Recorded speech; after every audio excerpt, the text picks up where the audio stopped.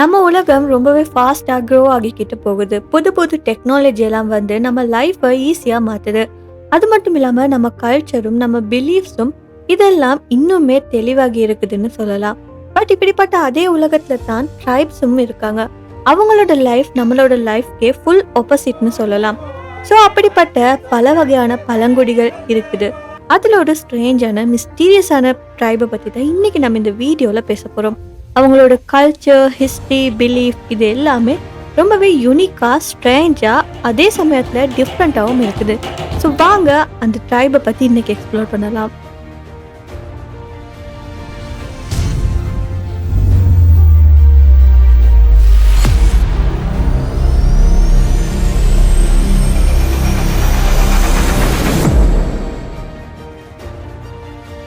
So இந்த டேனின்னு சொல்லக்கூடிய tribes பார்த்தீங்கன்னா ரொம்பவே பழமையான ஒரு பழங்குடியினராக இருக்காங்க. அவங்க வாழ்ந்த இடம் பார்த்தீங்கன்னா இந்தோனேஷியாவோட பப்புவான்னு சொல்லக்கூடிய மலைகள்ல இருக்குது.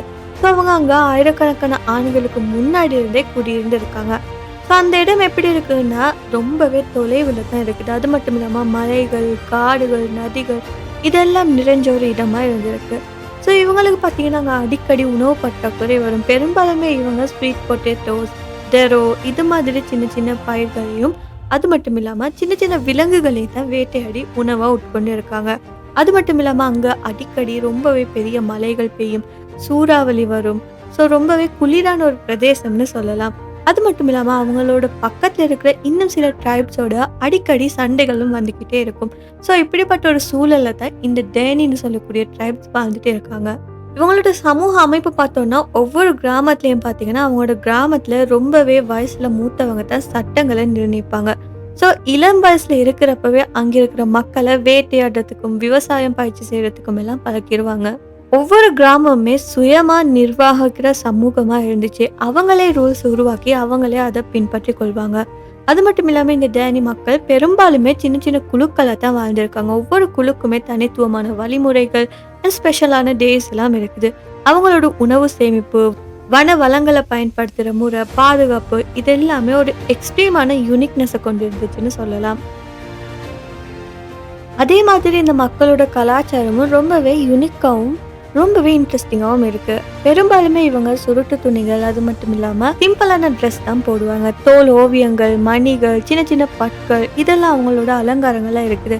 அவங்களோட ஸ்பெஷல் நாள்கள்ல, ரிச்சுவல்ஸ்ல இல்லைன்னா ஃபங்க்ஷன்ஸ்லாம் இதை பயன்படுத்துறாங்க. ஸோ அதனால அவங்களோட அழகும் யூனிக்னஸும் கூடும்னு சொல்லி அவங்க நம்புறாங்க. இவங்களோட வீடுகளும் பார்த்தீங்கன்னா பெரும்பாலுமே கூரைகளோட கூடிய வீடுகள் தான் இருக்கும்.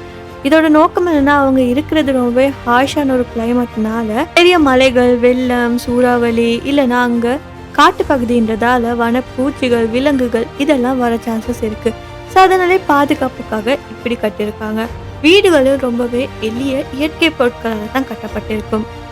இவங்களோட சமூக வாழ்க்கை எப்பயுமே பார்த்தீங்கன்னா ஒரு குரூப்பாக தான் இருக்கும். விவசாயம் கூட ஒரு குழுக்களால் தான் செய்யப்படும். ஸ்பெஷலான டேஸ்லேயும் சரி, ஒரு ஃபங்க்ஷன்லேயும் சரி, இசை, நடனம், பாடல்கள் இது எல்லாமே இருக்கும்.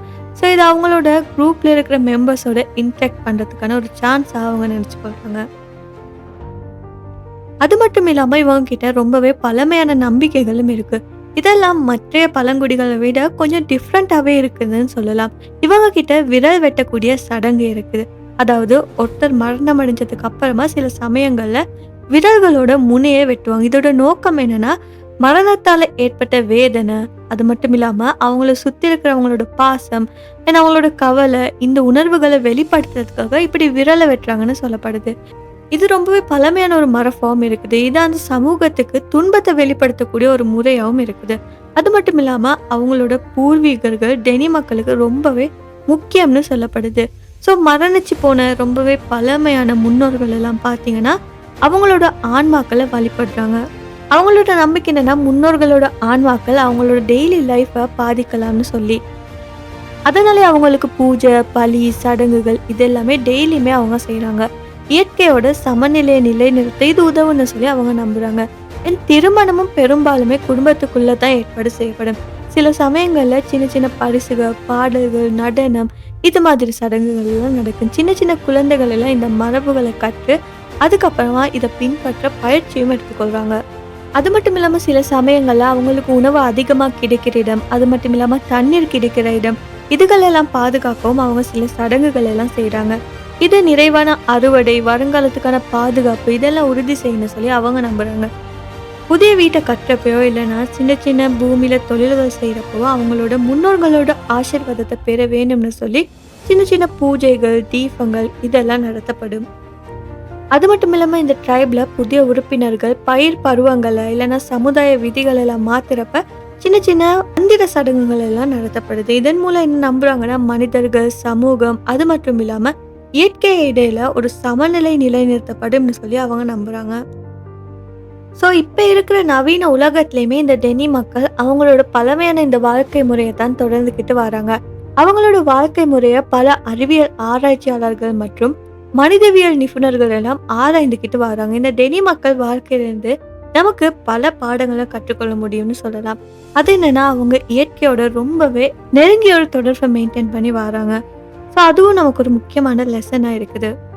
அவங்களோட குழு ஒத்துழைப்பாக இருந்தாலும் சரி, சமூக உறவுகளாக இருந்தாலும் சரி, பழமையான மரபுகளை இன்னுமே மதித்து அதை பின்பற்றி நடந்து வாரதாக இருந்தாலுமே சரி, இது எல்லாமே நம்ம லைஃபுக்கு ஒரு லெசனை கொடுத்துக்கிட்டு தான் இருக்குது.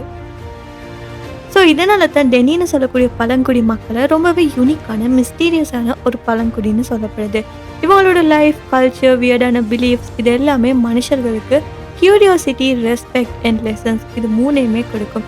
ஸோ இந்த வீடியோ பிடிச்சிருந்தா மறக்காம இந்த வீடியோ லைக் பண்ணி ஷேர் பண்ணுங்கள். அது மட்டும் இல்லாமல் நம்ம யூடியூப் சேனலை சப்ஸ்கிரைப் பண்ணி பக்கத்தில் இருக்க பெல் ஐக்கானையும் கிளிக் பண்ணிக்கோங்க. இன்னும் ஒரு இன்ட்ரெஸ்டிங்கான வீடியோவில் நான் உங்களை அடுத்து சந்திக்கிறேன். Until then, stay curious, stay safe.